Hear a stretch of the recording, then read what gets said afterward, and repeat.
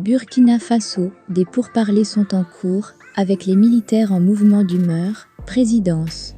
Pour plus d'informations sur ce sujet, retrouvez-nous après le générique. Mais avant de commencer, n'oubliez pas de vous abonner et d'activer la cloche de notification pour ne pas manquer nos prochaines vidéos. Bon visionnage.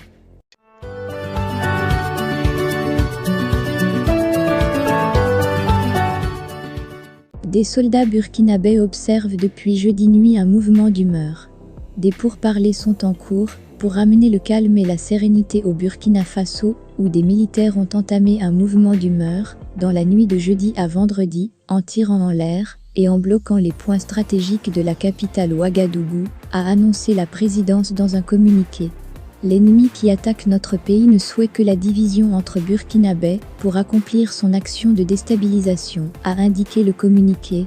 La même source a précisé que le président burkinabé, le lieutenant-colonel Paul-Henri Sandaogo Damiba, au regard de la situation confuse créée suite à un mouvement d'humeur de certains éléments des forces armées nationales, ce vendredi 30 septembre 2022 à Ouagadougou, invite les populations à observer la plus grande prudence et de rester calme face à certaines informations qui circulent notamment sur les réseaux sociaux. Des militaires burkinabés ont effectué des tirs en l'air ce vendredi matin dans la capitale à Ouagadougou, dans la capitale burkinabé, où les accès à la présidence, à la primature et la télévision publique, RTB, sont bloqués depuis la matinée, selon le constat fait par le correspondant de l'agence Anadolu sur place. Les tirs ont débuté ce vendredi aux environs de 5h GMT. Aucune information sur les revendications des militaires n'était disponible vendredi, jusqu'à 12h.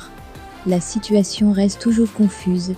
Dans la foulée, des manifestations spontanées ont eu lieu à Ouagadougou pour soutenir les soldats en mouvement d'humeur. Ce mouvement d'humeur intervient 5 jours après une embuscade meurtrière contre un convoi humanitaire lundi, dans laquelle 11 soldats ont été tués selon un bilan toujours provisoire.